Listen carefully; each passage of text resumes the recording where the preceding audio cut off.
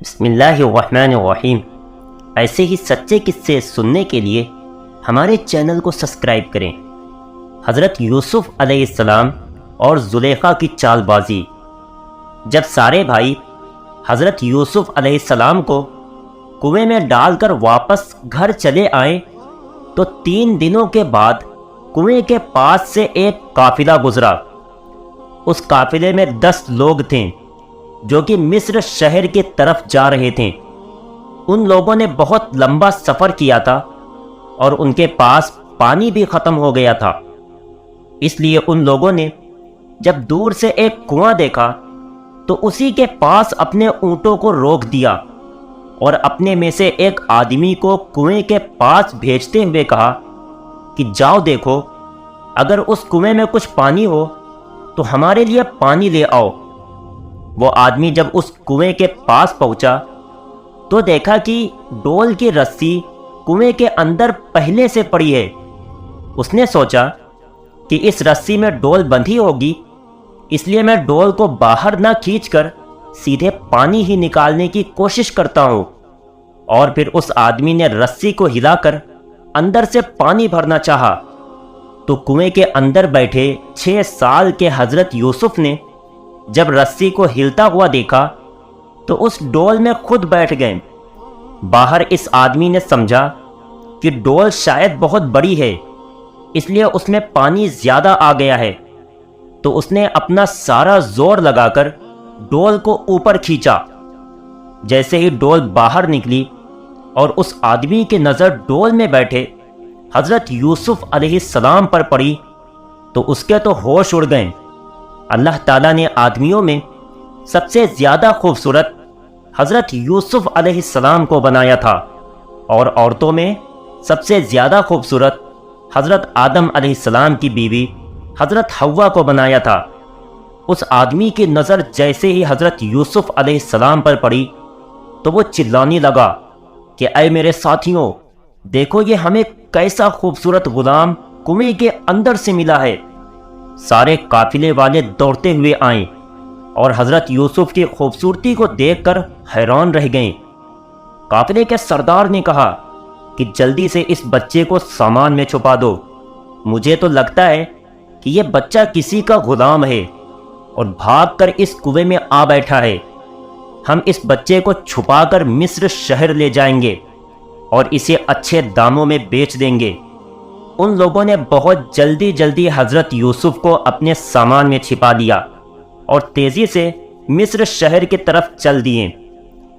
راستے میں حضرت یوسف علیہ السلام کی امی کی قبر پڑی اور اسی جگہ پر قافلے والوں نے تھوڑی دیر آرام کے لیے اپنے اونٹوں کو روکا تو حضرت یوسف علیہ السلام اپنی امی کی قبر کے پاس گئے اور پھر اپنی امی کی قبر سے لپٹ کر رونے لگیں اور کہنے لگیں کہ اے امی جان، کاش آج آپ زندہ ہوتی تو اپنے بچے یوسف کی حالت دیکھتی کہ کیسے اسے گھر سے نکال دیا گیا اور باپ سے دور کر دیا گیا اور آج اسے دوسرے شہر میں لے جا کر بیچا جا رہا ہے۔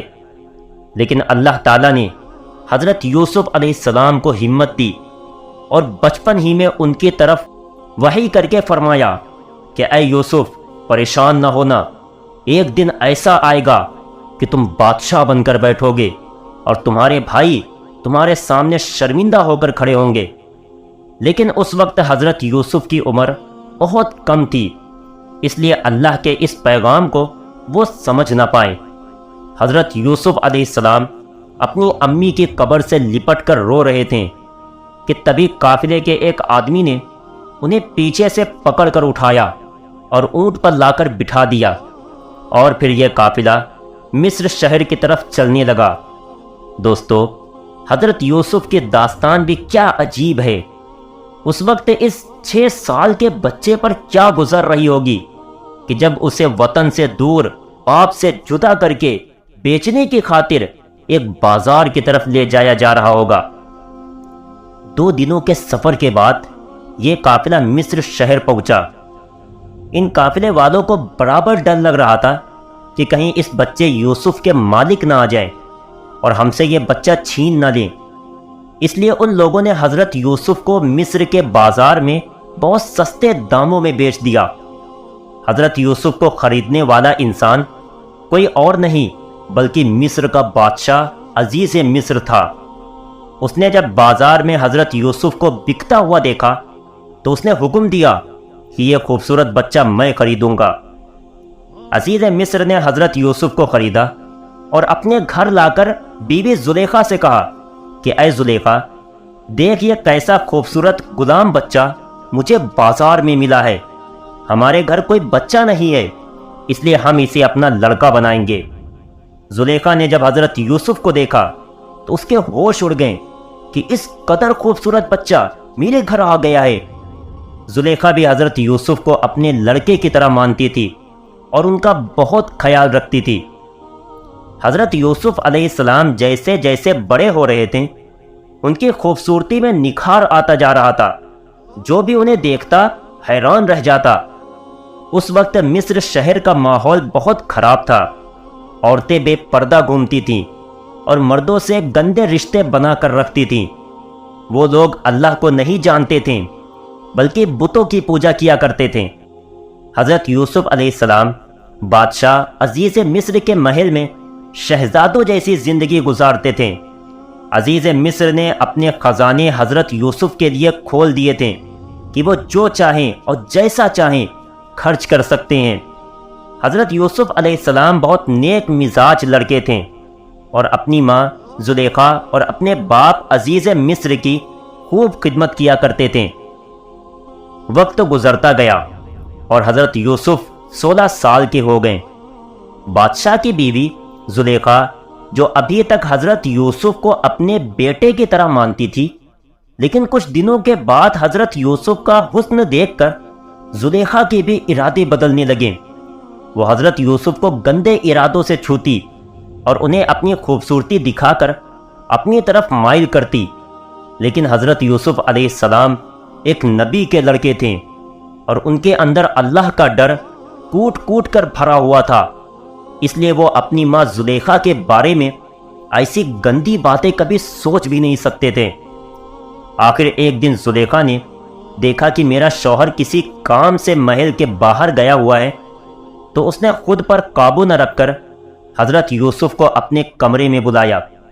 وہ کمرہ ایسا بنا ہوا تھا کہ اس کمرے تک پہنچنے میں 7 لوہے کے مضبوط دروازے لگے ہوئے تھے۔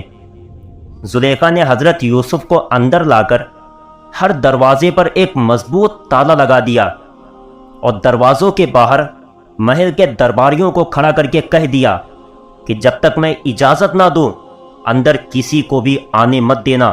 اور پھر زلیخا حضرت یوسف کو لے کر اپنے بیڈ پر جا کر لیٹ گئی۔ حضرت یوسف کھڑے تھے اور زلیخا سامنے بستر پر لیٹی حضرت یوسف کو اپنے ساتھ گندا کام کرنے کے لیے بلا رہی تھی۔ زلیخا بھی بہت زیادہ خوبصورت تھی، کیونکہ بادشاہوں کی بیویاں عام طور سے خوبصورت ہی ہوا کرتی تھیں۔ بادشاہ اپنے پورے ملک میں سب سے خوبصورت لڑکی ہی سے شادی کیا کرتے تھے، تو بادشاہ کی بیوی زلیخا بھی حسن کی ملکہ تھی کہ اس کی بھی خوبصورتی دیکھ کر لوگ حیران رہتے تھے۔ لیکن زلیخا کا دل آج حضرت یوسف پر آ گیا تھا اور وہ اپنے بیڈ پر لیٹی حضرت یوسف علیہ السلام کو گناہ کی دعوت دے رہی تھی۔ حضرت یوسف علیہ السلام پہلے تو زلیخا کے ارادے سمجھ نہ سکیں، کیونکہ حضرت یوسف زلیخا کو اپنی ماں سمجھتے تھے اور انہیں اپنی امی کہہ کر بلاتے تھے۔ لیکن زلیخا نے آگے بڑھ کر حضرت یوسف کا ہاتھ پکڑا اور انہیں اپنی طرف کھینچا، تو حضرت یوسف علیہ السلام بھی زلیخا کے ارادے سمجھ گئے۔ قرآن نے اس منظر کو اس طرح بیان کیا ہے کہ جس وقت زلیخا نے حضرت یوسف کو اپنی طرف بلایا تھا تو حضرت یوسف کا بھی کچھ ارادہ بنا، کیونکہ وہ بھی ایک نوجوان لڑکے تھے۔ لیکن اچانک اسی وقت اللہ کی مدد آ پہنچی اور حضرت یوسف نے کہا کہ اللہ کی پناہ، میں ایسا کام ہرگز نہیں کروں گا۔ میرے مالک نے مجھے رہنے کو گھر دیا ہے اور مجھ پر اتنا بڑا احسان کیا ہے۔ میں بھائیوں کے ظلم کا شکار ہو کر کنویں میں ڈالا گیا اور در بدر کے ٹھوکریں کھائیں۔ آج میں اس محل میں شہزادوں والی زندگی گزارتا ہوں، اس لیے میں اپنے مالک کو کبھی دھوکہ نہیں دے سکتا۔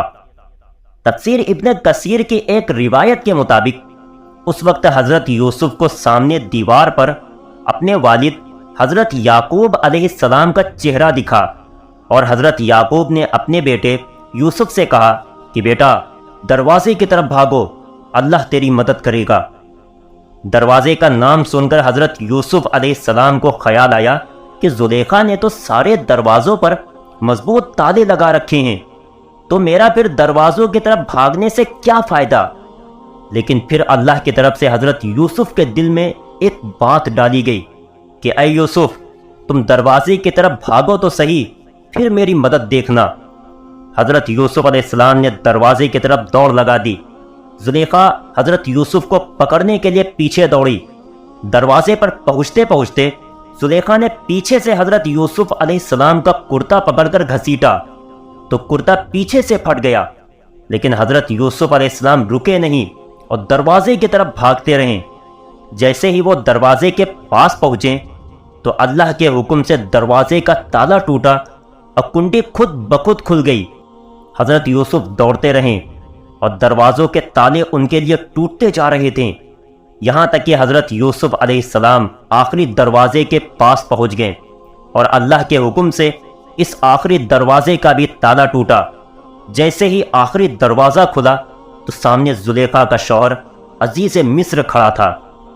زلیخا کے جسم سے اترے ہوئے کپڑے اور حضرت یوسف کی یہ حالت دیکھ کر عزیز مصر بھی کچھ سمجھ گیا، لیکن اسی وقت زلیخا نے پیترا بدلا اور سارا الزام حضرت یوسف علیہ السلام پر لگاتے ہوئے کہا کہ اے میرے شوہر، آپ ایسے لڑکے کو کیا سزا دو گے جو تمہاری ہی بیوی کے ساتھ گندا کام کرنا چاہتا ہے؟ دوستو، اس کے آگے کا واقعہ انشاءاللہ جلد ہی اپلوڈ کیا جائے گا۔ اگر واقعہ پسند آیا ہو تو لائک کرنا اور چینل کو سبسکرائب کرنا نہ بھولیں، اور جاتے جاتے ایک پیارا سا کمنٹ ضرور کر دینا۔ السلام علیکم۔